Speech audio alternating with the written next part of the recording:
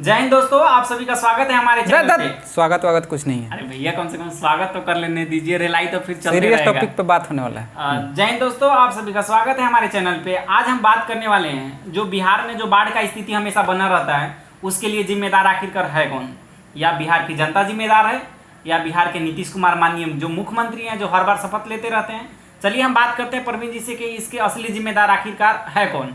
क्या प्रवीण जी, इसके बारे में कुछ बताइए कि इसके जिम्मेदार हैं कौन? बिहार के अगर सापेक्ष में आप देखते हैं बाढ़ का जो स्थिति है, हाँ। हम क्योंकि सिर्फ बाढ़ पे ही आज बात करने वाले हैं कि बिहार में काहे स्थिति बना हुआ रहता है बाढ़ अभी का। बाढ़ का समय आने वाला है। हर बार सरकार क्या करती है कि इधर से पानी में लोग डूब जाते हैं, उस एरिया डूब जाता है, खाना पानी पहुंचाना पड़ता है। तो ये स्थिति हर साल रहता है। हाँ। तो इसके लिए क्या सरकार को कदम उठाना चाहिए और इसके लिए जिम्मेदार कौन है, इस पे थोड़ा आज आप अपना। इसके लिए जिम्मेदार है सबसे ज़्यादा जनता। हमारे तुम्हारे जैसा जो चूतिया जनता है ना बिहार का, वो सबसे ज़्यादा जिम्मेदार है। इसलिए जिम्मेदार है कि वो साला चुनता ही क्यों है सरकार को जब वो उस काम को करती नहीं है। मान लो कि बिहार का जो स्थिति है बाढ़ का, वो तो आज एक दिन का नहीं है ना, हर साल प्रत्येक साल आता है। हर साल बाढ़ में डूबता है बिहार, हर साल का यही स्थिति है। हर जगह जहाँ भी जाओ उधर जो बाढ़ के स्थिति से चपेट में आते रहते हैं, हर बार आते हैं वो डिस्ट्रिक्ट। ठीक, बाढ़ का स्थिति हमेशा बना रहता है, लेकिन उसके लिए एक भी काम किया गया है?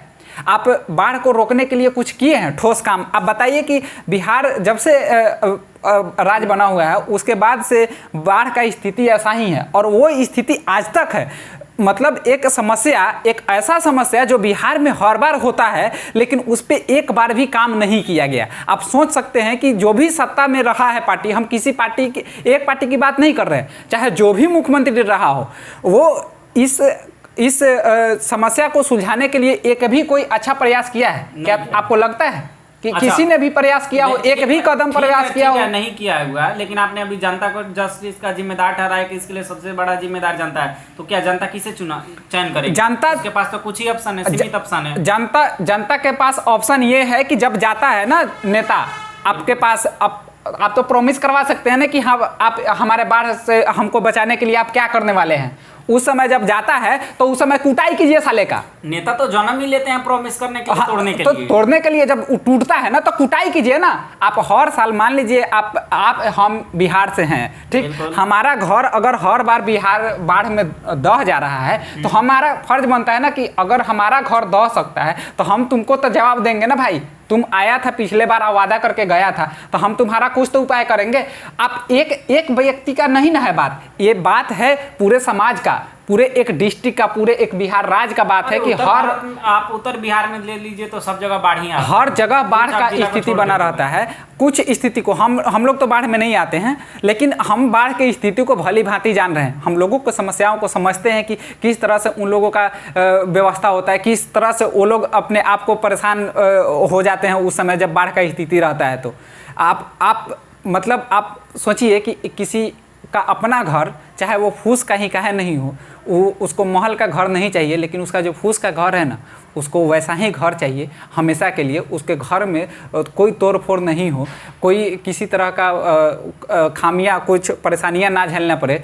इसके लिए कोई भी काम अगर नहीं किया जाता है तो उसको कितना बुरा लगता होगा। एक व्यक्ति सुबह शाम कमा के अपना घर बनाता है, फूस का बनाता है, और उसको पता चलता है कि बाढ़ का स्थिति है तो बाढ़ में उसका घर दह जाएगा। अब बताइए कि वो किसी भी सूरत में क्या वो अपना घर अच्छा से बनाना चाहेगा? आपको जब पता रहेगा कि हमारा घर हम बनाएंगे आई तुरंत दह जाएगा, अब बनाना चाहिएगा? आप उसके समस्याओं को समझ रहे हैं कि कितना बड़ा समस्या है उसके लिए। बिहार के लिए बाढ़ एक सबसे बड़ी समस्या है, इसका निजात पाना सबसे जरूरी है। और कोई काम हो बिहार में नहीं हो, फर्क नहीं पड़ता है, लेकिन बिहार में जो बाढ़ का स्थिति हमेशा बना रहता है, हर साल जो आता है, इसके लिए समाधान जरूरी है। तो क्या आप इसके समाधान के बारे में जो किसी आप सरकार को ही आप सजेशन के तौर पे दे सकते हैं, तो कुछ बताइए कि बाढ़ को रोकने के लिए क्या किया जाना चाहिए? बाढ़ को रोकने के लिए हम तो बहुत बड़ा कोई ज्ञानी है नहीं, लेकिन उनके पास तो स्रोत है जिसके थ्रू बाढ़ को रोकने का, जैसे चाइना का कुछ मॉडल है, उसको अपनाया जा सकता है बिहार में कि आखिर वो लोग बाढ़ पे कैसे कंट्रोल किए। हमको बहुत ज़्यादा पता नहीं है कि बाढ़ को रोकने के लिए आप क्या कर सकते हैं, लेकिन इतना पता है कि बाढ़ को रोकने के लिए अगर कोशिश किया जाए तो बाढ़ रुक सकता है। यह कोई ठीक है ऐसा लगता है कि कुर्सी कुमार जी से हो जाए, क्योंकि वो तो हर बार सरकार बदलने के चक्कर में, और सरकार बदलने से कोई यही तो दुर्भाग्य है भैया बिहार का, कि हम लोग, हमारे जैसे लोग जो वहाँ वोट करने जाते हैं वो डिसाइड नहीं कर पाते हैं कि सरकार किसका रहना चाहिए। हम लोग एक अस्थायित्व तो नहीं दे पाते हैं सरकार में। किसी का भी सरकार हो अस्थायित्व मांगता है। ठीक, आप 5 साल सस्टेनेबल, आप चाहते हैं कि आपके राज्य में, आपके समाज में विकास हो, डेवलपमेंट हो, तो उसके लिए सस्टेनेबल सरकार चाहिए, अस्थायित्व वाला सरकार चाहिए, जो 5 साल की गारंटी दे कि हम आए हैं सत्ता में तो 5 साल हम रहेंगे, और जिस तरह से भी काम करे हमें मतलब नहीं है, वो कोशिश करे। ठीक, कोशिश में फेल भी होता है और सफल भी होता है लोग। ठीक, तो कम से कम कोशिश तो करे कुछ अच्छा करने का। नीतीश कुमार तो कभी कोशिश कर ही नहीं रहे हैं। हमको तो समझ में नहीं आ रहा है कि पिछले 5 साल में उन्होंने विकास करा, वो आप दूसरे वीडियो में देख सकते हैं, हम बता दिए हुए। हम सिर्फ इसमें बाढ़ के स्थिति पे बात करने वाले हैं। आप किसी भी सरकार का उठा के देख लीजिए, किसी ने भी बाढ़ पे कोई भी अच्छा काम नहीं किया है, चाहे कोई भी पार्टी हो। हम किसी एक पार्टी का नाम नहीं लेंगे, कोई भी पार्टी हो, किसी ने भी बाढ़ के स्थिति को नियंत्रण में लाने के लिए ध्यान नहीं देती है ना। देखिए, बिहार का जब आप बात करते हैं तो आप जो चीज़ें बिहार के अंडर में है वो बिहार के, आप आरोप प्रत्यारोप करते रहिएगा। हम लोगों का काम वो नहीं है कि आरोप लगाया पड़ते, ये उनका काम है। ये तो बिहार सरकार का काम है ना कि कौन सा सेक्टर उसके अंडर में आता है, कौन उसके अंडर में आता है, केंद्र सरकार के अंदर में आता है, तो वो निगोशिएट करे ना। अगर केंद्र सरकार का है, हमें उससे मतलब नहीं है किस सरकार से आप क्या कर रहे हैं। हमको तो बिहार सरकार को हम चुनते हैं ना, बिहार के विकास के लिए। ठीक है, हम देश के विकास के लिए चुनते हैं, तो देश पे अगर कुछ होता है तो हम केंद्र सरकार से बात करेंगे, लेकिन हमारे बिहार का स्थिति अगर चौपट है तो हम राज्य सरकार से बात करेंगे।